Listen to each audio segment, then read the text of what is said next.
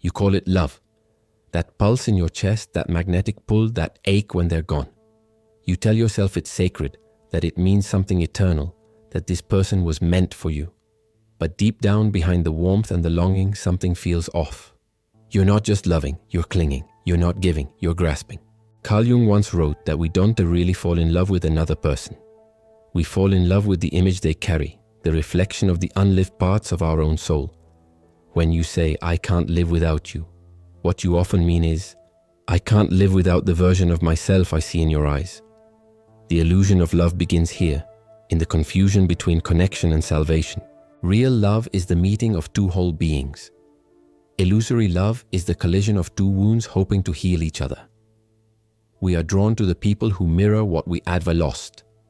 The father we could never please, the mother who didn't stay, the love that was withheld when we needed it most. The psyche seeks completion, and so it projects the missing pieces outward onto someone who seems to promise their return. That is why falling in love feels like coming home, not because you have found the one, but because your unconscious has found a familiar pattern. It's not just attraction, it's recognition. Something in you whispers, I know this pain. But the problem is that the same wound that attracts also corrupts.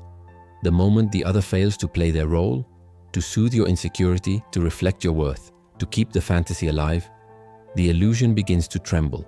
Love turns into anxiety. Passion becomes fear. The relationship shifts from union to possession. You start to monitor their every move. You fear the silence between texts. You mistake distance for rejection and closeness for safety. What you call love begins to feel like survival. Jung saw this as one of the great tragedies of the modern soul, the confusion of need with devotion. We turn relationships into altars where we worship not the other but our own longing, and then we suffer when the idol fails to save us. You can see it in your own words. I need you. You complete me. Without you, I'm nothing.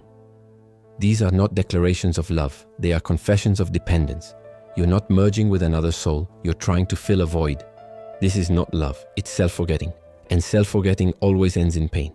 Because when you make someone else responsible for your peace, you give them the power to destroy it. This is how love becomes bondage, when it's no longer about sharing light but avoiding darkness. When the relationship is not a space for growth, but a shelter from your own emptiness. Jung believed that real love demands individuality. Two people who can stand alone and therefore choose each other freely. Anything less is not love. It's attachment disguised as salvation. And so the first step toward true love is disillusionment. You must let the illusion die. Not because love is false, but because your fantasy of it is. What we call heartbreak is often just the heart waking up. Before you ever loved anyone, you were already longing. That longing was not romantic. It was existential. It was born in the earliest moments of your life, when love was not a choice but survival.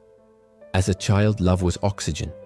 It came from faces, voices, warmth, from the people who were supposed to see you, hold you, understand you. And when they didn't, something inside you broke. The psyche, unable to bear the ache of disconnection, buried it. But the wound didn't heal. It simply learned to wait. That wound became your compass, pointing you unconsciously toward people who resemble the ones who hurt you. It's not because you want to suffer, but because your psyche is trying to complete the story. Jung called this the repetition compulsion, the drive to recreate the original wound in hopes of rewriting its ending. So you find yourself drawn to familiar pain. You fall for the unavailable, the unpredictable, the distant. You mistake inconsistency for depth, volatility for passion. You call it chemistry, but it's history. Your unconscious is whispering, maybe this time it will end differently. Maybe this time love will stay, but it never does. Because you're not loving a person, you're loving a possibility. You're not connecting with the present. You're trying to repair the past. Every soulmate who breaks you open is the same lesson wearing a new face. The lesson is not about them. It's about the wound still seeking resolution inside you. This is why relationships that begin as fire often end in ashes. They burn with the intensity of need, not love, but the ache to be seen, to be chosen, to finally feel safe in the same place you once felt abandoned. Jung said that the unlived life does not disappear. It waits. And in relationships, it waits behind every projection, every attachment, every desperate attempt to merge. The part of you that was never loved as it needed to be still believes that someone else can finish the job, but no one can enter that wound except you. The love you are searching for cannot be given to you. It must be remembered within you. Until you do, every connection will be an unconscious attempt to heal what only consciousness can touch. You can feel this dynamic in your patterns. Why do you fall hardest for those who pull away? Why do you stay in relationships that drain you? Why does letting go feel like dying? Because to the wound itself, losing the other feels like losing safety, not just in the present, but in the past. The pain is cumulative, echoing every moment of love withheld. But here lies the paradox. The same wound that makes you seek salvation through others is also your doorway to real love. It is the part of you that still believes in connection, that still remembers what love was supposed to feel like. The wound is not the enemy, it's the map. If you follow it consciously, not as craving but as curiosity, it leads you back to yourself. Because the one you've been searching for, the one you want to hold you, see you, choose you, has always been waiting inside the wound, not outside it. Dependency doesn't begin as chains. It begins as worship. At first, it feels like destiny. You find someone who makes the world seem brighter, who quiets the noise in your head, who fills the space inside you that once felt endless. You think, this is it. This is what love is meant to be. But what you call chemistry is often emotional hunger. You are not meeting your soulmate. You are meeting your substitute oxygen supply. And the moment you depend on someone else to breathe, love becomes survival. Carl Jung saw this dependency not as weakness, but as a form of psychological possession. The ego merging with an idealized image of another, losing its own center in the process. You stop seeing the person for who they are. You see them as the answer to every unhealed question within you. Dependency is not love. It is worship built on fear. The fear of being without what you believe keeps you alive. At first, there is the idealization phase. You project everything divine you've forgotten about yourself onto the other person. You call it admiration, but it's amnesia. You are not seeing them. You are seeing the missing parts of you reflected back. Then comes the anxiety. The more you invest in the fantasy, the more terrified you become of losing it. The slightest distance feels like rejection. Silence feels like abandonment. You become addicted not to the person, but to the feeling of being temporarily rescued from yourself. Next is control. Because when fear grows, love becomes management. You start scanning for danger, their tone, their attention, their moods. You mold yourself to stay chosen. You shrink your truth to stay loved. You become a curator of peace, building harmony with the bricks of your own silence. And finally, the repetition. Every relationship begins to resemble the last. Different faces, same ache. You wonder why you keep attracting the same patterns, unaware that the pattern is not in who you meet, but in what you're still trying to heal. This is the psychology of dependency. Love becomes a loop. Idealization, fear, control, collapse. Each time it ends, you swear you've learned, only to fall again into the same rhythm, because you're not addicted to love itself, but to the relief it gives you from your inner emptiness. Jung called this the projection of the divine onto the human. We make gods of those we love, then suffer when they fail to perform miracles. But no human being can carry the weight of your unloved self. They will inevitably disappoint you.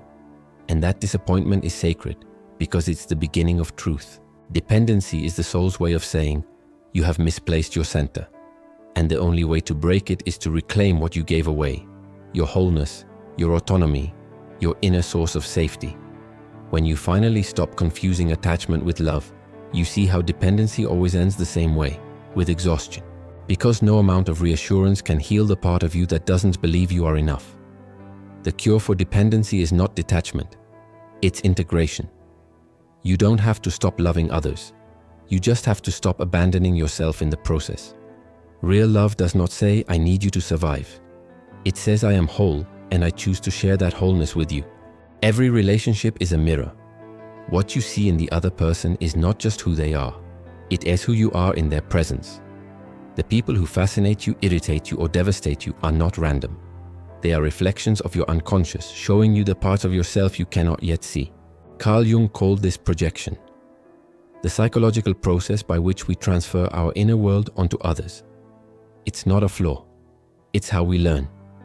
The unconscious uses relationship as a classroom, a sacred mirror in which you meet your shadow disguised as someone else.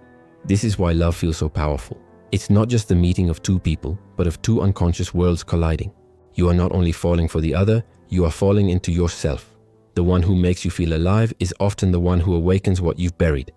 The one who triggers your deepest pain is the one who touches your oldest wound. The one who confuses you most is the one who exposes your inner split between who you are and who you pretend to be. Relationships then are not just emotional experiences. They are spiritual laboratories. Every conflict, every disappointment, every intense attraction is an invitation to see what still lives in the dark. When you feel jealousy, it's your own disowned desire speaking. When you feel anger, it's your boundaries finally trying to emerge. When you feel obsession, it's the soul demanding the return of your own power. But most people never see this. They blame, idolize, or demonize the other, missing the point entirely. The goal was never to fix or possess them, but to recognize what they reveal. Jung said, "Everything that irritates us about others can lead us to an understanding of ourselves." When you look into the mirror of relationship, you are looking into your own unconscious. The faces you love and hate are masks of your own psyche. This is why every breakup hurts so much. Not only because you lose a person, but because you lose a mirror. When the reflection disappears, you are forced to meet the face behind it, yourself. At first, this feels unbearable. You feel empty, invisible, incomplete. But this emptiness is not punishment, it's exposure. The illusion has fallen, and what's left is the raw truth of who you are without projection. In that silence, you begin to see clearly. You realize that the love you thought was for someone else was always an echo of the love you've been starving to give yourself. The mirror never lied. It simply showed what you weren't ready to face. Every relationship is a rehearsal for reunion, not with the other, but with the forgotten self. When you understand this, something shifts. You stop asking, "Why did they hurt me?" and start asking, "What in me needed to experience this?" The answers are never easy, but they are liberating. You begin to thank the people who triggered you, not because they were kind, but because they were honest. They played the role your soul required for awakening, and in that recognition, the mirror breaks, not into fragments, but into light. You no longer need others to reflect your worth. You begin to see it directly. Every illusion has a breaking point. No matter how carefully you hold it together, there comes a moment when the fantasy can no longer sustain itself. The person you called your other half begins to feel distant, unpredictable, human. The perfection fades, the projection cracks, and you are left staring not at your savior but at your reflection. Trembling, confused, exposed. This is the moment when the story you've been living begins to die. The attachment that once felt like love now feels like gravity. The relationship that once lifted you now presses on your chest. You sense it before it happens. In the silences that grow heavier, in the arguments that repeat without resolution, in the quiet ache that whispers, something here isn't real anymore. Carl Jung wrote that there is no coming to consciousness without pain. This is that pain, the pain of seeing through the illusion you've built. You thought love would save you, but it's demanding something far harder, awakening. The breaking point isn't punishment, it's revelation. It is life refusing to let you stay asleep in your projections. You start to realize that what you've been calling love was often a performance, a mutual agreement to keep each other from facing your own loneliness. You were not loving. You were negotiating. You gave affection in exchange for validation. You offered loyalty in exchange for identity. You loved not to share yourself, but to escape yourself. That is why it hurts so deeply when the illusion begins to crumble, because what is collapsing is not just the relationship, but the version of you that needed it to survive. Dependency is like scaffolding. It props you up while hiding your foundation. When it falls, you finally see what's underneath. At first, all you see is emptiness. But that emptiness is not failure. It is truth. Jung called this the night sea journey, the descent into the unknown after the collapse of illusion. You feel lost, unanchored, like a sailor in the dark with no shore in sight. The ego panics. It wants to rebuild quickly, find someone new, distract, move on. But the soul whispers, no, stay here, feel it. Because what is dying is not love, it's your dependence on it. What is ending is not connection. It's the need to use connection as anesthesia. This breaking point is sacred. It is the fracture through which awareness enters. You begin to see that the person you clung to was never meant to complete you.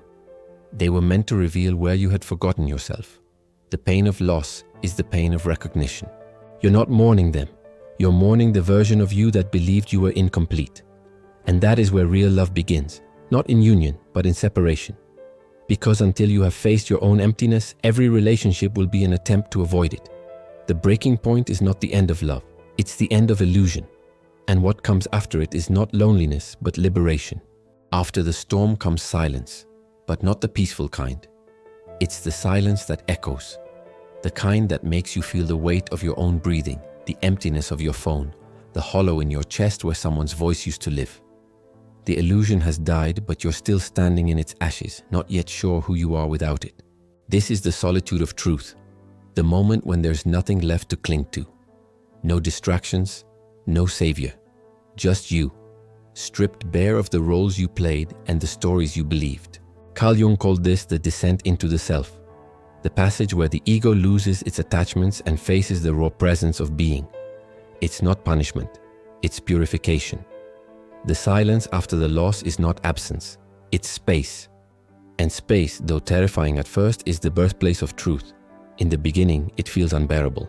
You crave the old chaos because at least it kept you company. You replay memories like lullabies, hoping to fall asleep inside them. You check your messages not because you expect them to return, but because you can't yet face what their absence reveals, the vastness of your own unmet self. But the longer you stay in this silence, something subtle begins to change. The panic starts to soften.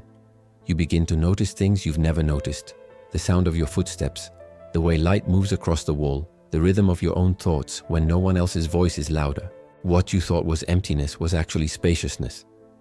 The first room in years that wasn't crowded by someone else's presence. Solitude is not loneliness. It's intimacy with reality. It's the place where all your projections fall away and only what's true remains. In this quiet, the illusions that once defined you start to dissolve. You begin to see how much of your love was actually fear, how much of your giving was bargaining, how much of your devotion was dependence. You realize that what you called connection was often the avoidance of yourself. And yet, instead of despair, you feel an odd relief. The truth, though painful, is lighter than the lies you carried.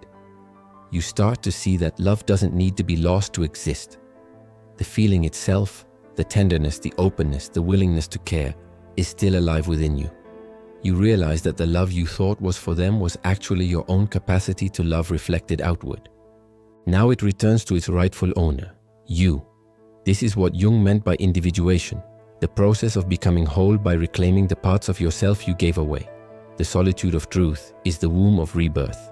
It's where dependency becomes presence, where emptiness becomes fullness, where silence becomes meaning. You are not alone because love left. You are alone because love is trying to return to its source. Stay here a little longer. Don't rush to fill the silence. Because what's forming in this quiet is not another illusion. It's yourself. And when you finally meet that self, you'll understand. The solitude you feared was never emptiness. It was your soul waiting for you to come home. Real love does not begin with another person. It begins when you finally stop begging for what you can give yourself. After the silence, after the loss, after the ache has burned through every illusion, something quiet begins to rise from the ruins. Not the desire to be loved, but the ability to love. Not the hunger to be completed, but the peace of being whole. Carl Jung wrote that the meeting of two personalities is like the contact of two chemical substances. If there is any reaction, both are transformed. But for that transformation to happen, each must first exist on their own. Without individuality, there can be no real union, only fusion, and fusion is the death of love. You begin to realize that what you once called love was often a trade. Affection for validation, care for control, attention for identity. It was a currency, not a gift. But when the illusion finally collapses, and you faced yourself in the silence, something changes. You no longer need love to rescue you. You want it to reveal you. You stop chasing intensity and start craving authenticity. You stop romanticizing pain and start recognizing peace. You stop confusing longing with depth and drama with devotion. Real love does not ask you to abandon yourself. It asks you to bring yourself. Every part, the strong, the weak, the light, the shadow. This love is not born from the hunger to be seen, but from the joy of being seen clearly and still staying. It doesn't say, "You complete me." It says, "We are two wholes choosing to walk together." You notice that your capacity to love expands when it's no longer bound by fear. You can let others be who they are without trying to fix or own them. You can love without needing to be loved back in the same way. You can hold space for someone's pain without making it your purpose. Because love, when it's real, doesn't shrink you. It grows you. It becomes a field, not a chain. Jung believed that love, at its highest form, is not emotional dependency but spiritual encounter, the self recognizing itself in another. When you love from this place, you're not saying, "I need you to make me whole." You're saying, "I see in you what I've learned to see in myself." You no longer project your unlived self onto others. You meet them as mirrors, not saviors. And in that meeting, love becomes what it was always meant to be. Not escape, but revelation. This is the birth of real love, the kind that doesn't bind but liberates. It doesn't rescue you from your loneliness. It celebrates your solitude. It doesn't promise eternity, it promises truth. And truth, when shared, is far more enduring than fantasy. So when love returns to your life, as it always does, you will recognize it by its calm, not its chaos. It will not consume you. It will expand you. It will not demand. It will remind. It will not make you forget yourself. It will make you remember. That is when you will know. You are no longer falling in love. You are standing in it. You have called it love. The ache, the longing, the endless search for someone to understand you, to choose you, to stay. You've given your heart, your peace, your sleep to the idea that salvation would come in another form, another face, another heartbeat beside yours. But now you know what you called love was the echo of your own separation. It wasn't wrong. It was simply incomplete. It was your soul's way of trying to remember itself through someone else. Carl Jung once said, "The privilege of a lifetime is to become who you truly are." And this is what love, real love, has been trying to teach you all along. Every heartbreak, every disappointment, every silent night alone was not proof that you were unlovable. It was an initiation. It was life pulling you back toward the only source that never leaves, the one inside you. The love you seek cannot be found in possession. It cannot be guaranteed through vows or secured through control. It can only be lived freely, vulnerably, truthfully. This is your invitation to love differently, to stop mistaking attachment for devotion, to stop chasing the feeling of being chosen and start choosing yourself. When you stop needing others to complete you, you begin to meet them as they are, not as characters in your healing, but as fellow travelers. You no longer beg for love, you become it. You no longer fear loss. You understand that nothing real can ever be lost. Love, when it is true, does not rescue you from yourself. It returns you to yourself. It reminds you that you were never missing anything. And when you finally see this, you will understand that the purpose of every relationship was never to find salvation. It was to show you where you'd been searching for it outside of yourself. Now you are ready to love without needing to hold, to give without fear, to stay without control. This is the end of illusion and the beginning of freedom. So if these words touch something real in you, if they made you pause, breathe, or feel seen, take this as a sign. Stop running from yourself. Stop calling your wounds romance. Stop waiting to be completed. Love begins where need ends. Subscribe to this journey, not for the sake of a channel, but as a vow to yourself that from this moment on, you will love not out of fear, not out of emptiness, but out of truth. Because the love you've been searching for has always been closer than every person you've ever tried to find it in. It's been waiting, patient, quiet, constant, in the only place it ever truly lived, inside you.